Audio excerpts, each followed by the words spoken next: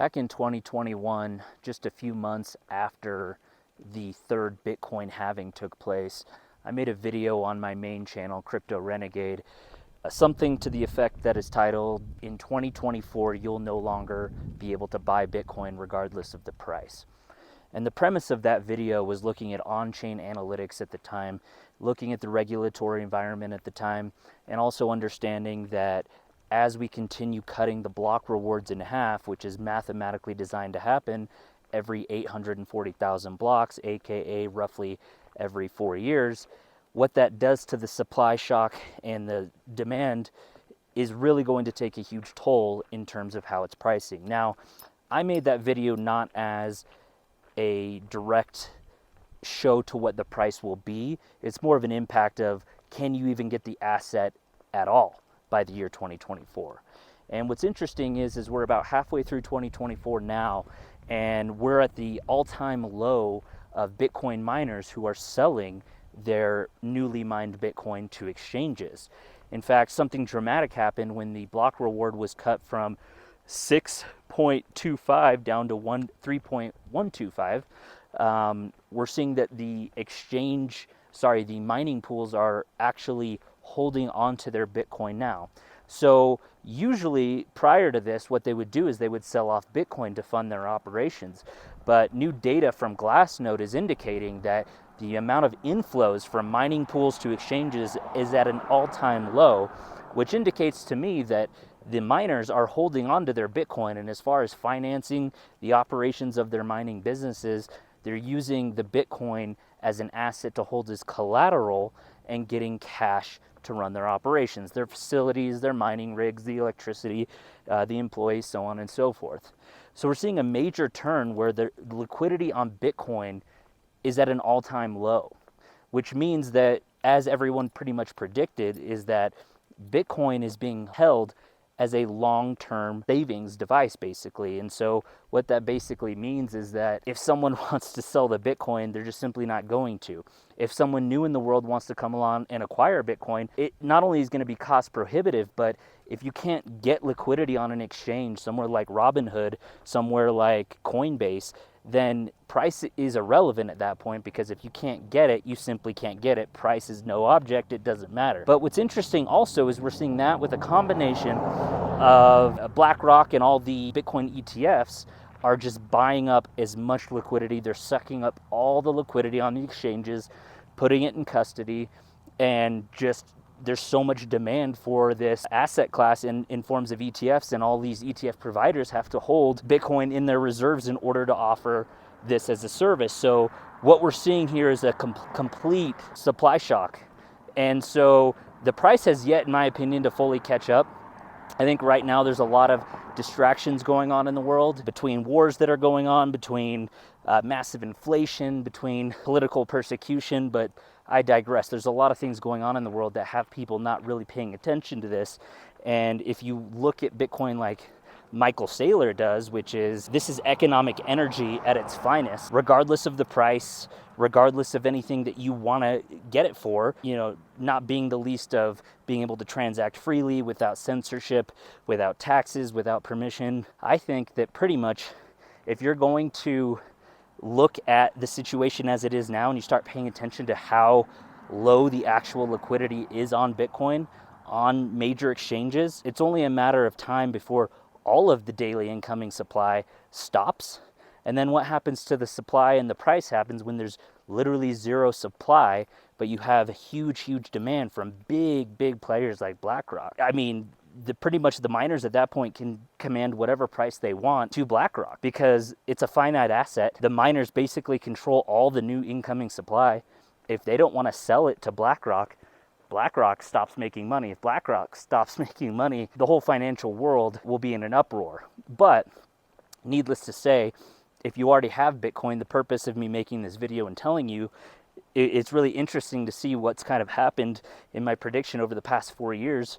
But more importantly, if you have Bitcoin, there may be a temptation to sell it for fiat once it hits a certain threshold, like $100,000 or $500,000. or $1 million. And what you might want to ask yourself before you do that is, why is the price accelerating so rapidly? Why is the environment or the economic environment in such a place where this digital scarce asset is commanding such a high price? Well, it's very obvious that it's supply and demand, but even deeper than that is it's a flight to safety for rich, for poor, for middle class, upper class, it doesn't really matter. This asset is something that's incredibly rare to get your hands on, and it's going to become even more rare to get your hands on in any way, shape, or form. Think about the next halving in 2028. Things are just going to be insane. So I'm making a video just to kind of remind people that it's not exactly all about the price. It's about an asset that has a very, very huge demand and a very, very low incoming supply. Most Bitcoin, like I think I saw something where it was like a massive percentage, like over 60 or 70% of Bitcoin holders haven't moved or touched it in the last 1 year. And so basically what I think that means is people who understand this are buying it and they're holding it and they're not selling it. And the people that really understand it, like Michael Saylor, they're betting big on this. But it might be tempting to sell some of your Bitcoin to get altcoin gain, and there is some validity to that in certain areas. But if you think of the concept of, if I sell my Bitcoin for, say, Solana or a meme coin, there's a chance in the future I'll never be able to get that Bitcoin back, because even if you can, it will be so expensive that it's cost prohibitive. But there also is a chance that there's literally nobody selling. And it kind of makes it interesting to think about how the world will react where there's so much demand for something and no supply. Obviously, the price in fiat terms is going to be exorbitant, but at that point, do you even want fiat? I mean, for example, like, think about this. Actually think about if someone offered to pay you $1 million in cash for one of your Bitcoin. You have to ask yourself, why are they doing that? And if someone has that much cash, what do they know that you don't know, right? So if you look at it from a logical perspective, it's not just a simple, my Bitcoin equals X amount of dollars. I mean, one Bitcoin's always going to equal one Bitcoin, but think about the power that this asset provides beyond its monetary value. I mean, think of its freedom, think of it as energy, think of it as savings, as a hedge against inflation, because no government in the world is ever going to stop, and the dollar eventually will fail. And what are we going to have to go back to the Stone Age bartering system? I mean, if people can't trust the currency, there's only one currency in the world right now, and that's Bitcoin, that is completely autonomous. It's pre-programmed. It cannot be changed, and it's not subject. That those 21 million coins, that cap is never going to change. Not any human, government, entity, whatever, single force can stop it. So the way I see it is, if Bitcoin liquidity is this low now, and we're only into our fourth halving, imagine how low the liquidity will be for the fifth halving, and the sixth halving, and the seventh halving, and so on and so forth. I mean, the incoming supply shock, people were saying that, oh, the Bitcoin halving is already priced in prior to it happening. There's no way for them to know that. Yeah, there's always a group of speculators that think about, okay, well, if I buy it, leading up to it, it's like buy the rumor, sell the news. But people have known when the halving is forever. It's pre-programmed. You know when the next halving is, and the one after that, and the one after that. So there's always an interesting cycle of newcomers coming in and people speculating that they know that when the top or the bottom of Bitcoin's going to be. But I don't think anyone understood how low of liquidity of Bitcoin there is on exchanges. And you have people that don't truly understand the power of it, that they think that, say, for example, if it comes to $100,000, that it's worth selling. And in some cases, that might be the case for someone. There may be a situation where Bitcoin hits $100,000. Let's say you have one Bitcoin and one of your family members got in an accident. If you don't sell that Bitcoin, then they're going to die. There's extreme cases like that where it might be worth selling your Bitcoin, but you have to think to the average person that's just holding it as a speculative investment, that doesn't really understand why it's so valuable and really why the price is going up and why it's so undervalued. You may want to second guess yourself and say, hey, maybe I'll trade you in some other currency or some other commodity, and I'll just sort of keep this for myself, not only as a hedge, but like what the Bitcoin miners are right now doing, which is keeping their Bitcoin and using it as an asset that they can borrow against, for raising cash for their operations so that they don't have to sell this asset. To me, that's the really interesting thing that I thought would have already happened years and years and years ago, but I think that people haven't already thought about this or are investing in things that they don't understand. They just see the price, and the price is an indication of value to most people. I never got into Bitcoin because of the price. I got into it that yeah, that's a glorious side effect, but Bitcoin has a lot more underlying value to society, to freedom, to censorship resistance, to all of the things that are bad in the world. Bitcoin solves a lot of those problems. Being incorruptible, being honest, having integrity, being predictable. Everyone is subject. I mean, part of being human is you are corruptible, or you can be corruptible. And for me, this was the first asset ever invented that solved all of those economic problems. It's really, really interesting. But why I think that the liquidity is really low, I think it's really obvious at this point that the liquidity is a side effect of people understanding that, hey, I'm not buying this for a speculative short-term hold. There's something really here. And if you look at the last 15 years of Bitcoin's life, a little more than that actually, but its compound annual growth rate is in the double digits. Even with all the wild swings, even with all the wild volatility, it's insane to me how it's the best performing asset of all time, yet people are still unsure of it. Yeah, it's relatively new. It's not as old as gold, but people are looking for something to trust. And why not trust computers and mathematics that run on code that can't be tampered with? I don't know. That's the way I see it. Looking at the liquidity, that's only going to shoot the price up, which is going to be a self-fulfilling prophecy where people are going to want it even more and more. And if there's no liquidity, obviously you can't get it. Don't think about what that does to the price. Think about what that does to the value of what you actually hold.